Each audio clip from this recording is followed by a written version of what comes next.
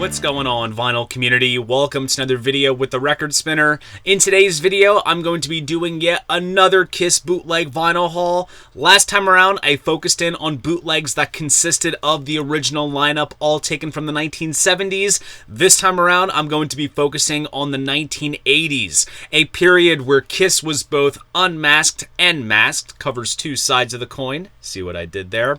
I have been accumulating these releases over the course of over 6 months.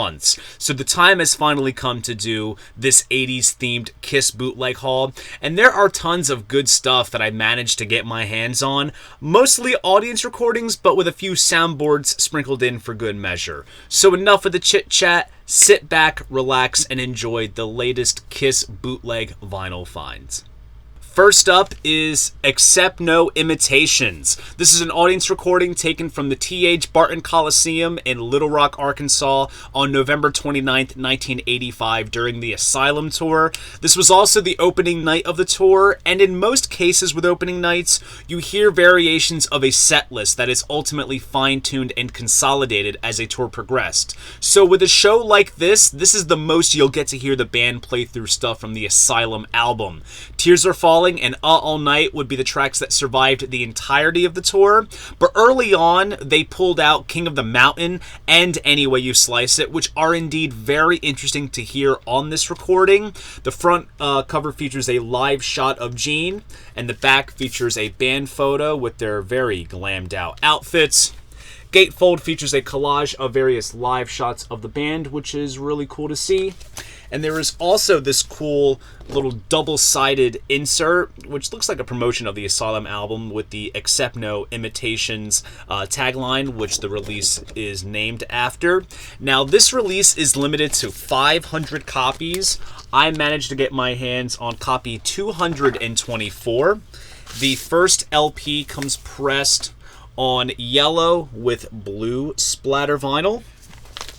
And then as for the second LP, that comes pressed on yellow vinyl with green splatter.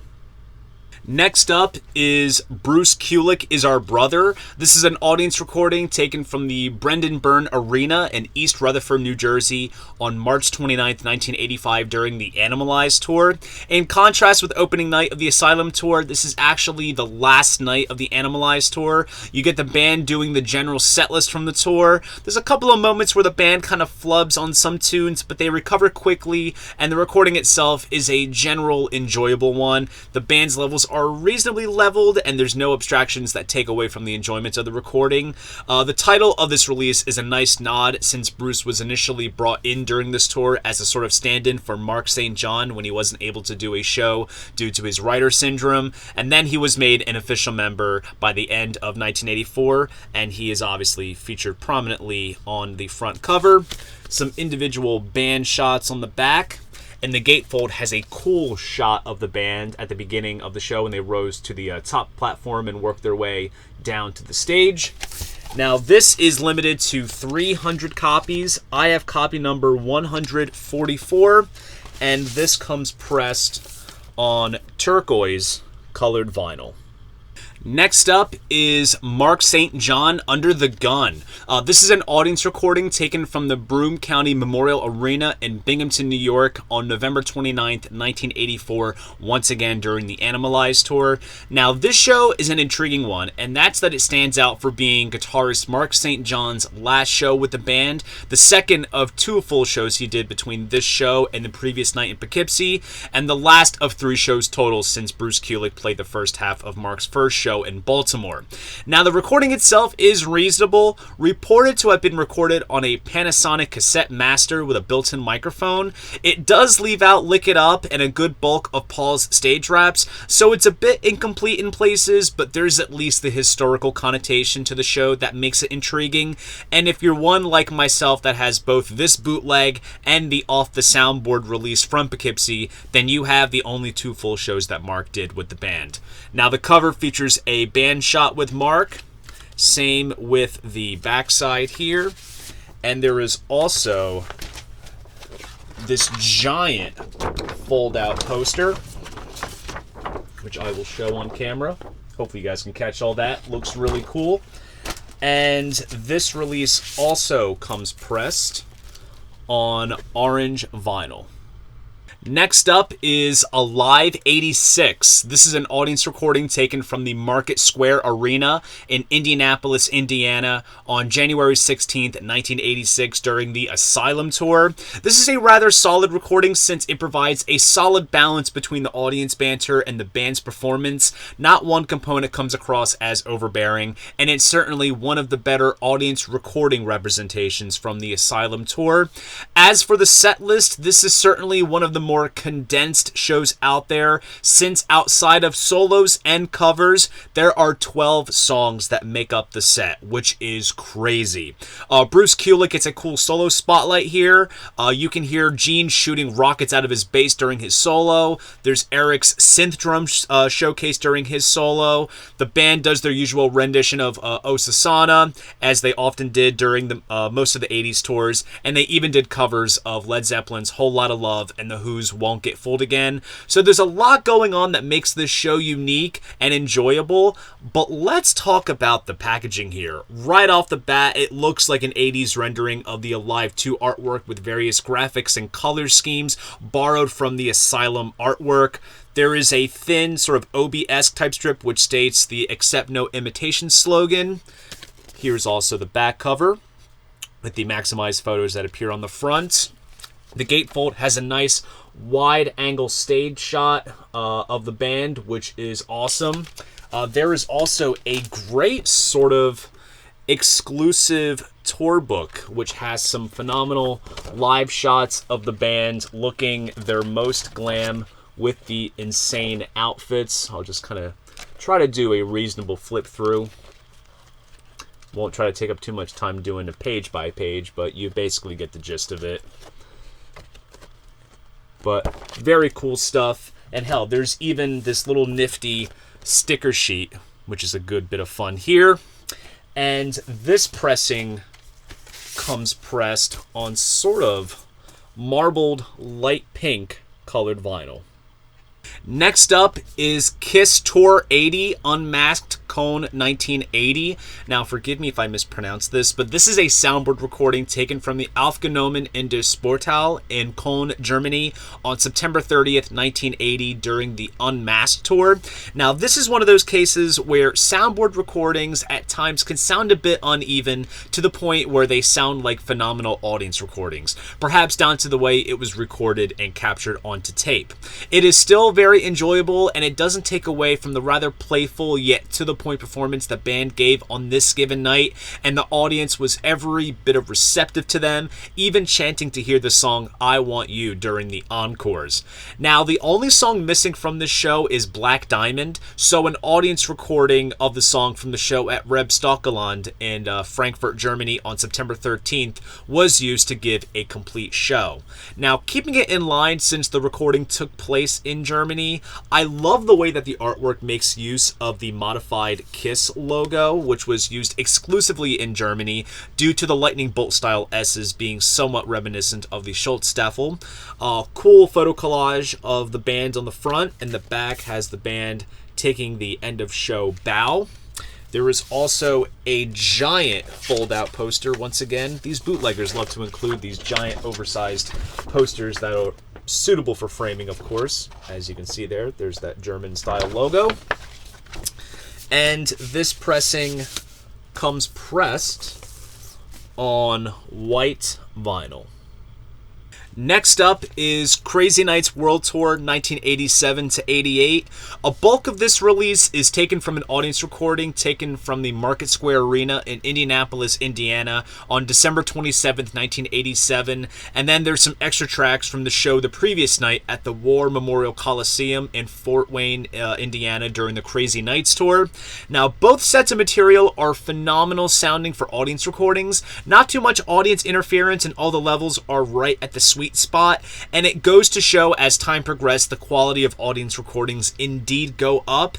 Now, apart from the general set list from this tour, this also shows the band having a bit of fun doing some covers of La Bamba and Whole Lotta Love, and since these shows took place around Christmas, they even do an a cappella rendition of White Christmas. Now, that is the Kissmas single that we never got. But anyways, this release is actually a repackage of a release called Who Dares Wins, just with a different jacket as well as the numbered sticker. As you see there, this is copy number 91 out of 100. So we have a collage of individual band shots, cool wide stage shot on the back. The printed inners are actually the same as what is featured on the Who Dares Wins release, along with the yellow vinyl, which also has the original title on the center labels. Next up is Creatures of the Nighttime World. This is a soundboard recording taken from the County Coliseum in El Paso, Texas on March 23rd, 1983 during the Creatures of the Night tour. It's safe to say that this supersedes another bootleg taken from the same show via an audience recording called Que Pasa Hombre, but still the two are indeed different. And if you are a super mega Kiss collector, you are aware that during the summer of 2022, there were some soundboard recordings, both complete and incomplete shows from the Creatures tour that had leaked, and later in the year some of that material was released officially on the Creatures Super Deluxe box set, but mainly the shows from Rockford, Sioux City, Houston, and Pine Bluff. Now, what we got in the live portion of the box was an assembly of material sequenced in a way that gave off the flow of a full show with some bonus cuts, and obviously the recording from El Paso was not used at all, which also leads into a supposed rumor that this show was going to be released as part of the Off the Soundboard series. Now, I gotta say, more brownie points are given to a release like this compared to what we got in the box, because this is a full unedited show with all the sound effects, each member's respective solo showcases, and yes, that means we get Vinnie Vincent's guitar solo on this release, which was cleverly edited out of the box for, let's face it, understandable reasons. It is literally just shred vomit. So the El Paso show takes up 2 LPs, and then the third LP here consists of an unreleased 1983 live album. No such thing existed back then or was discussed, but this extra LP is edited in a way that makes for a hypothetical idea if Kiss was to do a live album from this tour. Now, the album cover here features the band positioned the same way as they appear on the Creatures cover, with Vinnie taking Ace's place. Track list is on the back for the full show on the 2 LPs, along with the track list for the unreleased live album. Now, this is an amazing triple gatefold jacket full of live and press photos of the band, which looks absolutely phenomenal. Now, this is limited to 300 copies. I have copy number 99. There is also a yellow vinyl variant of this release, but come on, it's a Creatures of the Night era release, so I absolutely had to get it on blue vinyl. Next up is Legends Never Die. This is an audience recording taken from the Lawler Event Center in Reno, Nevada on January 31st, 1984 during the Lick It Up tour. This is one of the most fantastic sounding audience recordings from the tour, and the overall mix is just right to hit the sweet spot. And it's funny, just before the MC calls off "You wanted the best, you got the best," Paul just runs to the mic and says something along the lines of, "We're gonna kick some ass tonight." Just found it kind of funny. This was put out by a label called Atlas Records. Includes a cool photo of the band, and obviously the title of this bootleg is named after the Gene demo that was done around Creatures, and Wendy O. Williams would do it on her solo album that Gene produced. Little collage of live shots of each of the band members with the track list on the back cover. Does include a giant blow-up poster consisting of the cover photo, which looks absolutely awesome. And this pressing comes pressed as well on white vinyl. Next up is the very aptly titled Bad Bunch of Motherfuckers. This is a soundboard recording taken from the Stampede Corral in Calgary, Alberta, Canada on March 3rd, 1985 during the Animalize tour. A very solid sounding recording. I'd say it's right at the caliber of the Poughkeepsie Off the Soundboard release from the same tour, so you can kind of see this as a sort of companion piece. Now, there are a few moments where Paul's vocal mic cuts out and the tape kind of fluctuates, but what gives this recording a little bit of leverage compared to the Poughkeepsie recording is that both Young and Wasted and Rock and Roll All Night are complete, but we do lose a bit of Eric Carr's drum solo and some of Paul's stage raps, but those aren't too unforgiving. The band also breaks into a loose medley of Osasana, La Bamba, Sunshine of Your Love, and Dazed and Confused, which is a bit of good loose fun. And of course, the title of this release comes from the Michael Jackson shtick that Paul does during the show, which is comical to say the least. The cover has some cool live shots of the band, and the back has a cool shot of Eric behind his drum kit. There is a fold-out poster promoting the Canadian Animalized tour, which is really cool. And there is also a sort of tour book style booklet with this release, which has a bunch of photos of the band both on stage and off, which is good fun to sift through as you listen to the recording. There's all the tour dates there, all kinds of great shots. Now, this variant does come pressed on yellow vinyl, and it's limited to 100 copies. And given it's a show from the 80s, it's an intriguing choice to see the Casablanca Record and Filmworks label be used with a release like this. Last but not least is Egos at the Stake. This is an audience recording taken from the Wembley Arena in London, England on September 9th, 1980 during the Unmasked tour. This is perhaps one of the best audience recordings from the tour, especially from the early part of it where they were still performing You're All That I Want before it got dropped from the set list. The band's performance is tight, and it sounds like they were genuinely enjoying themselves on this given night, especially with how loose Paul's stage raps are and dropping some occasional profanity bombs. Egos at the Stake is also a rather infamous and well-known Kiss bootleg, as it did come out first back in 1985. And I do have to say, for as much as I love the elaborate packaging found in a lot of the newer bootlegs, I love it when they reissue older titles with the old artwork that was featured. Just a nice little nod to the past, and for those who were there that remembered. I do love the cover of this one, including the 4 individual shots of the guys shot in their sort of own world. You have Paul with roses, Gene with a gargoyle, Ace in a space shuttle, and Eric hanging outside a gate. And I do like this shot of Eric on the back cover. Fitting choice of a back cover photo since the Unmasked tour was his first with the band. Now, the labels are also replicated as they appeared on the original release, and this new version comes pressed on silver vinyl. So there you guys go. That is my 80s themed Kiss bootleg vinyl haul, both unmasked and masked. If you enjoyed this video, please go ahead, give it a like, and subscribe to the channel. See you guys in the next video, and most importantly, keep the records spinning.